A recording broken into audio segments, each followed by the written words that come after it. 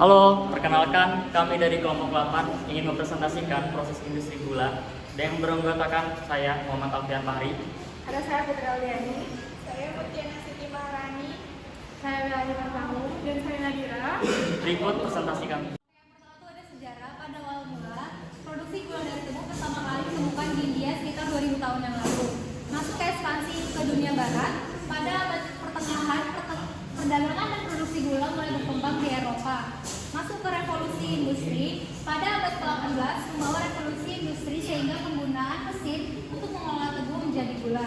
Pada perkembangan teknologi, abad ke-19 dalam pengolahannya menggunakan mesin uap dan pabrik gula modern. Masuk ke era modernnya, saat ini industri gula terus berkembang dengan teknologi modern seperti menggunakan panas bertekanan tinggi. Saat ini juga berbagai metode modern digunakan untuk ekstraksi dan pemurnian gula dari tebu dan produksi tersebar di seluruh dunia. Sugar Group Companies ini dikenal juga sebagai SGC yang terdiri dari 4 perusahaan yang memproduksi gula dan etanol. Nah, sejak didirikannya pada tahun 1983 di Lampung, SGC telah berhasil mengembangkan dan menumbuhkan kapabilitasnya sebagai industri perkebunan tebu.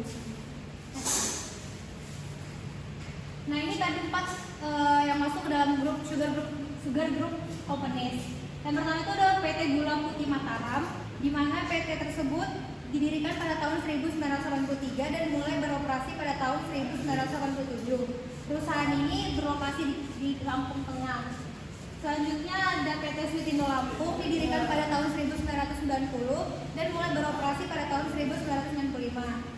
Sama perusahaan ini juga berlokasi di Tulang Bawang di Lampung. Selanjutnya ada PT Indo Lampung Perkasa yang didirikan pada tahun 1994 dan mulai beroperasi pada tahun 1997. Selanjutnya ada PT Indo Lampung Distillery. Nah, PT Indo Lampung Distillery ini yang dia merupakan PT yang memproduksi etanol. Didirikan pada tahun 1995 dan mulai beroperasi pada tahun 1997 di Lampung Tengah. Selanjutnya karakteristik bahan baku gula pasir akan dijelaskan oleh Putri. Oke, saya akan melanjutkan materinya yaitu tentang karakteristik bahan baku gula pasir.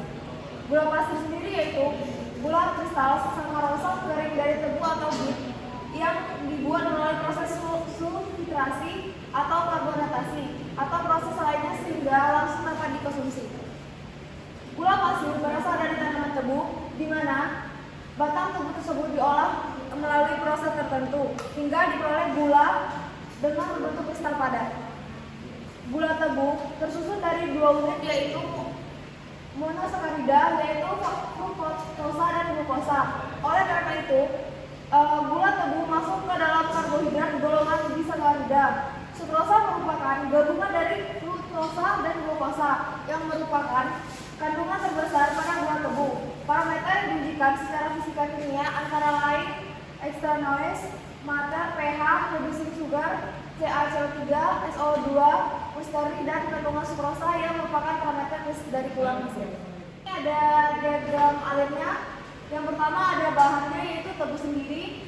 Proses kedua ada penggilingan. Yang ketiga ada pemurnian nitrat. Yang keempat ada pemanasan. Yang kelima ada kristalisasi. Yang keenam ada sentrifugasi. Yang ketujuh ada pengeringan. Yang kedelapan ada pemurnian lanjutan. Dan yang kesembilan itu ada pengemasannya. Baiklah, selanjutnya itu akan dijelaskan oleh teman saya yaitu Nadira. Oke, jadi dari diagram alir tadi ada beberapa proses. Yang pertama adalah proses penggilingan tebu, di mana fungsi dari penggilingan tebu ini sendiri adalah untuk mengubah tebu yang semula keras juga menjadi air yang biasa disebut nira. Lalu proses kedua adalah pemurnian nira. Setelah tebu digiling, getas tebu yang mengandung gula diekstrak. Fungsi pemurnian nira adalah untuk menghilangkan senyawa yang tidak diinginkan dari nira tebu. Proses selanjutnya ada itu pemanasan dan pengentalan. Nira yang telah dimurnikan tadi kemudian dipanaskan berfungsi sebagai proses untuk mengurangi kandungan air dalam nira tersebut sehingga meningkatkan konsentrasi gula dalam larutan nira tersebut. Selanjutnya adalah proses kristalisasi, yaitu mengkristalisasi nira yang tadi telah dikentalkan yang bertujuan untuk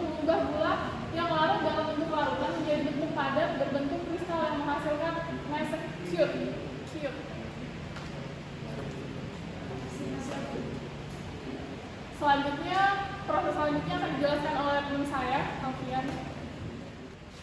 Oke baik, proses selanjutnya dari industri kimia itu adalah sentrifugasi. Sentrifugasi itu kristal gula yang sudah terbentuk dan dipisahkan dari larutan menggunakan alat.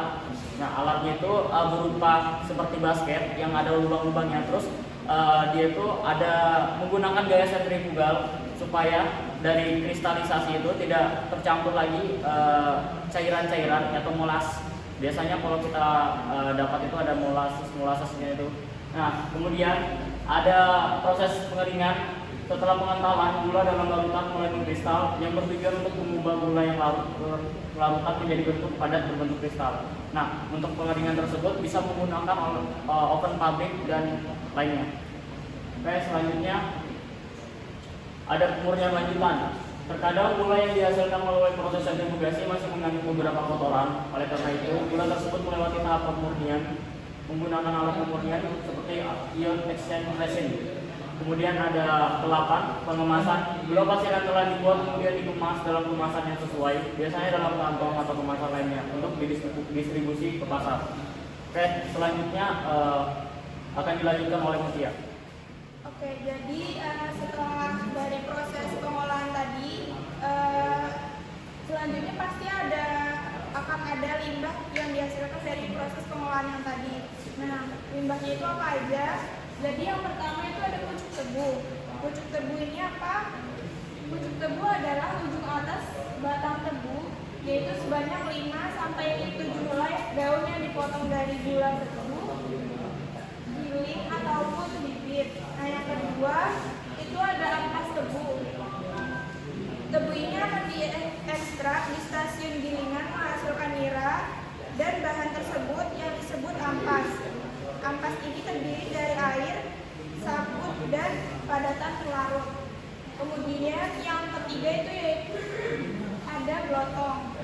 Pada proses pemurnian nira yang diendapkan di clarifier yang sebelumnya akan menghasilkan nira kotor yang kemudian diolah di rotary vacuum filter. Dan di alat ini akan menghasilkan nira tapis dan endapan yang biasanya disebut dengan blotong atau filter tape. Terus yang keempat itu ada tetes atau molasses, adalah sisa sirup terakhir dari masakan nasi ciuk yang telah dipisahkan gulanya melalui kristalisasi berulang kali sehingga tak mungkin lagi menghasilkan gula dengan kristalisasi konvensional. Nah kemudian dari limbah tersebut itu tuh bisa dimanfaatkan dengan pembuatan briket. Contohnya dari ampas tebu yang tadi.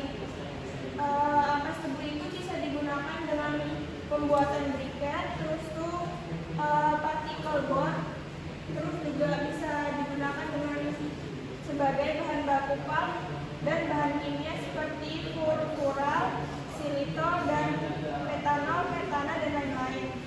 Kemudian pemanfaatan pucuk tebu yang tadi juga bisa dimanfaatkan sebagai bahan pakan ternak. Yang ketiga yaitu blotong, dapat dimanfaatkan antara lain untuk pakan ternak, dan yang paling menguntungkan saat ini adalah blotong dapat digunakan sebagai bahan dalam pembuatan pupuk kompos.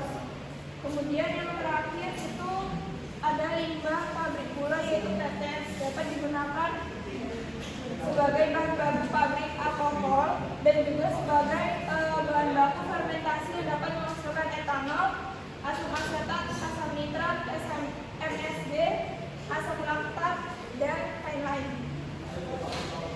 Kemudian untuk limbah berupa asap itu dapat dikelola dengan jalan menekan pengeluarannya di udara bebas.